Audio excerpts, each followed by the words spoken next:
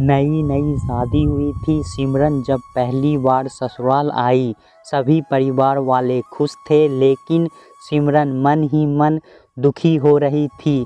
सिमरन, जब तक तुम अपनी नाराज़गी का कारण नहीं बताओगी तब तक मैं कैसे समझ पाऊंगा कि तुम आखिर इतना नाराज़ क्यों हो रही हो। अनुज ने सिमरन की ठोड़ी पकड़कर उसका चेहरा ऊपर करते हुए पूछा, क्योंकि वो जब से दुकान से लौटकर आया था तब से महसूस कर रहा था कि सिमरन हर सामान उसको पटक पटक कर पकड़ा रही थी और सीधे मुंह बात भी नहीं कर रही थी।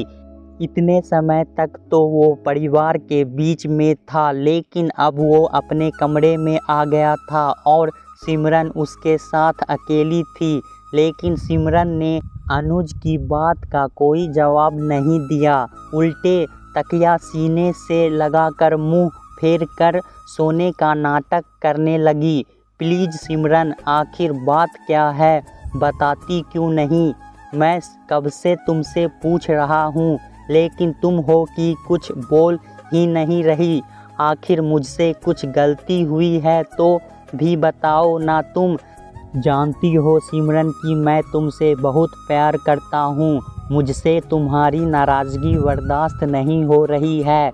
अनुज एकदम से जैसे रिड़ियाने ही लगा और हकीकत भी यही थी कि अनुज सिमरन से बहुत ज़्यादा प्यार करता था।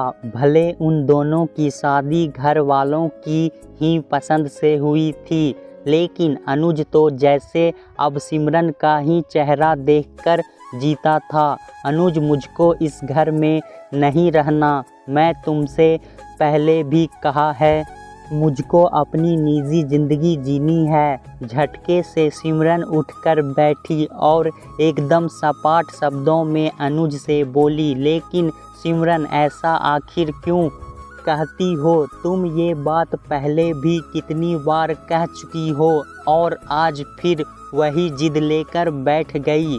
अनुज को तो जैसे बिजली का झटका ही लग गया। सिमरन की बात को सुनकर वो तो सोचता था कि समय के साथ सिमरन सबके साथ घुल मिल जाएगी, लेकिन सिमरन की सुई तो अभी भी अलग रहने के ऊपर अटकी पड़ी थी। अनुज, मैं बिल्कुल ठीक कह रही हूँ और मैं अब इस घर में बिल्कुल भी नहीं रहूँगी। सिमरन बिना कुछ सोचे समझे बोले चली जा रही थी, लेकिन आखिर क्यों? इस घर में तुमको क्या समस्या है? सब कुछ तो बहुत अच्छा चल रहा है। घर के सभी लोग, मम्मी पापा, दोनों भैया और दोनों भाभियाँ तुमको प्यार करती है और साथ ही छोटू और चीकू तुम्हारे आगे पीछे चाची चाची कहते हुए नाचते रहते हैं। अनुज को तो सिमरन की बात सुनकर सचमुच बड़ा ताज्जुब लग रहा था, क्योंकि आज के समय में भी उसका घर परिवार एक आदर्श परिवार के रूप में पहचाना जाता। अनुज, मैं कुछ नहीं जानती, लेकिन मुझको अब अलग रहना है, क्योंकि मुझसे इतने ढेर सारे लोगों का काम नहीं होता और जिसे देखो वो मेरे कमरे में आकर बैठ जाता है। अपनी कोई ज़िंदगी जैसे बची ही नहीं। सिमरन के शब्दों में आक्रोश झलक रहा था। सिमरन जब से ब्याह कर आई तब से ही थोड़ी अक्खर और बिगड़ल स्वभाव की थी, लेकिन थोड़े दिनों तक तो परिवार की मर्यादा में रहना ही पड़ता है। लेकिन सिमरन, तुम अकेले कहाँ काम करती हो? दोनों भाभियाँ और यहाँ तक कि मम्मी भी बराबर से रसोई में सबके साथ लगी रहती है। सिर्फ खाना ही तो बनाना होता है, वो भी मिलजुल कर। बाकी के सारे कामों के लिए तो नौकर चाकर भी लगे हुए हैं। बस मम्मी और पापा को खाना किसी और से बनवाना पसंद नहीं है, और सही भी है, क्योंकि जो स्वाद और प्रेम तुम लोगों के बने भोजन में होता है, वो स्वाद और प्रेम शायद काम वालियों के हाथ से ना आए। अनुज सिमरन को समझाने का प्रयास करते हुए मुझको कुछ भी नहीं सुनना, मुझको बस अब इस घर से दूर रहना है। लेकिन सिमरन ने तो अनुज की बात सुनने और समझने की कोशिश भी नहीं की और मुंह फेर कर सो गई। सिमरन तो सो गई, लेकिन अनुज की आंखों की नींद ना जाने कहाँ उड़ गई। कितना खुशहाल परिवार है उसका। मम्मी पापा और भैया भाभी सब खूब खुशी खुशी एक साथ रहते। दोनों भाभियाँ तो जैसे साक्षात माँ अन्नपूर्णा का ही अवतार। लेकिन आज सिमरन ने तो उसके दिमाग में अलग रहने को लेकर बम ही फोड़ डाले थे। आखिर क्या और कैसे कहेगा वो सबसे सिमरन को अलग लेकर रहने के लिए। अभी उसकी शादी को सिर्फ 7-8 महीने ही तो हुए और सिमरन को सबसे अलग रहना था। हो सकता है कि ये सिमरन का बचपना हो, बाद में शायद सब कुछ संभल जाए। अनुज ने एक ठंडी सांस भरी और सोने की कोशिश करने लगे थे। सुबह जब अनुज सोकर उठा तो उसका सिर बहुत भारी हो रहा था। अचानक उसकी नज़र घड़ी पर गई। अरे बाप रे, 10 बज गया, नहा धोकर दुकान भी निकलना है। और उधर सिमरन बेखबर सो रही थी। कितना प्यार करते हैं सब लोग इसको। मम्मी ने कभी इससे जल्दी उठने तक के लिए नहीं कहा, लेकिन इसको तो बस अलग रहने की ही धुन सवार है।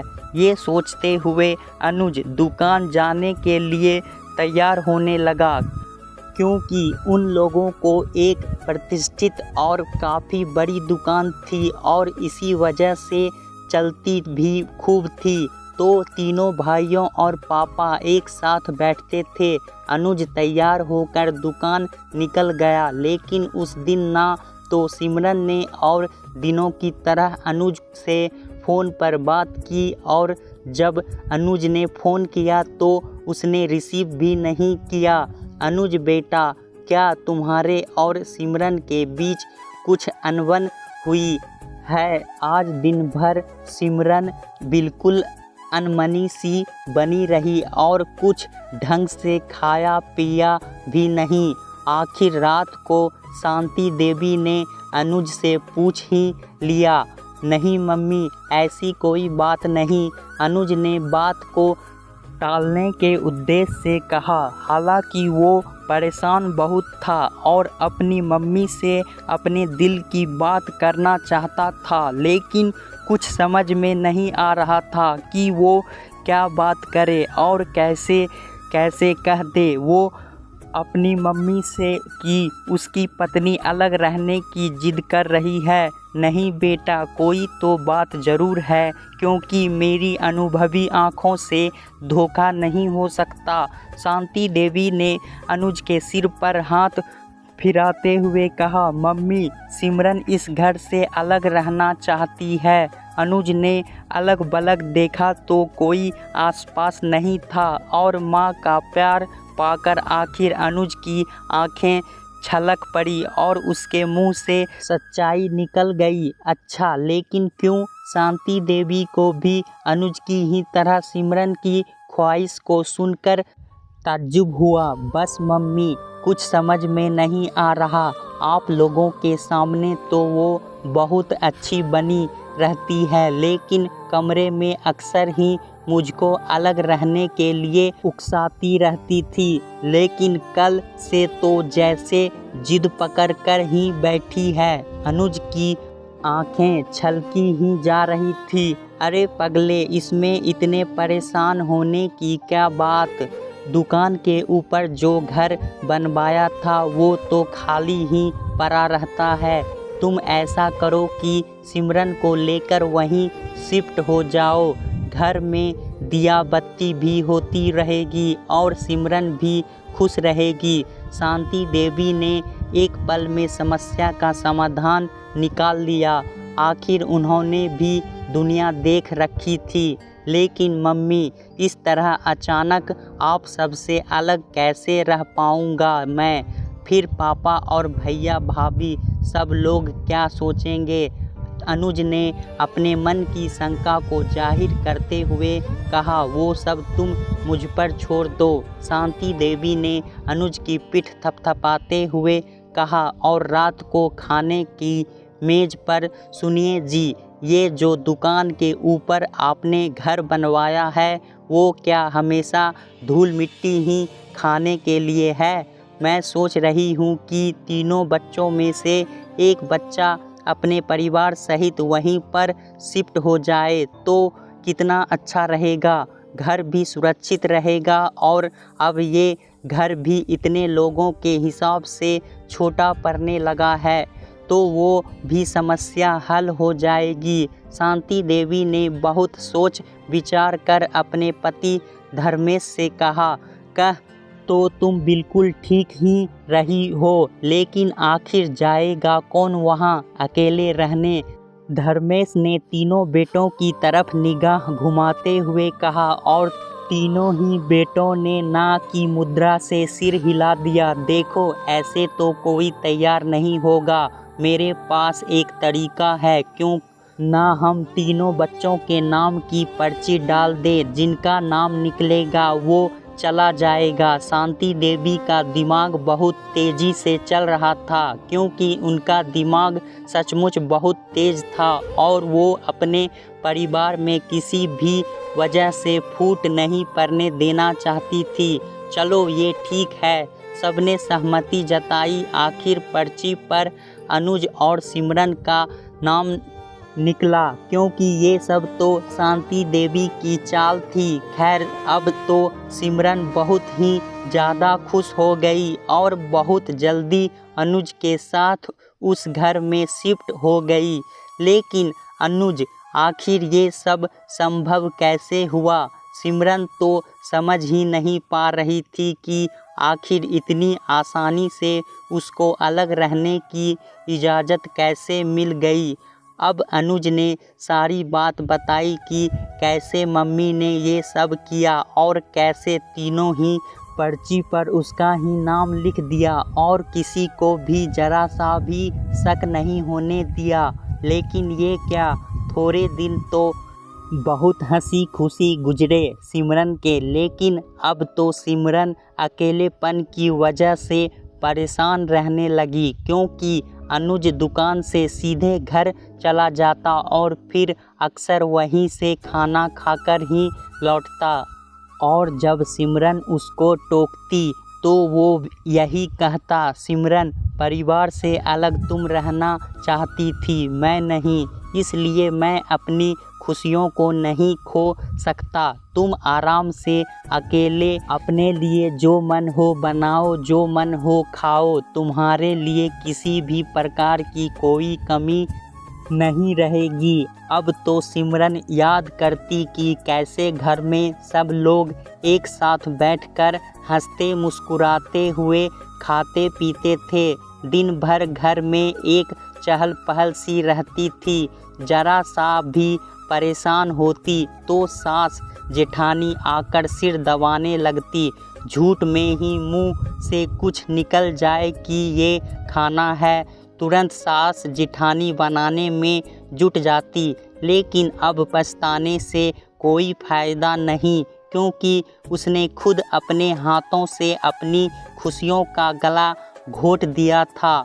और अब वो अनुज से घर वापस जाने के लिए कहे भी तो किस मुंह से, क्योंकि वो खुद जिद करके ही अलग हुई थी। आखिर उसके भी अपनी सास की शरण पकड़ने में भलाई समझी।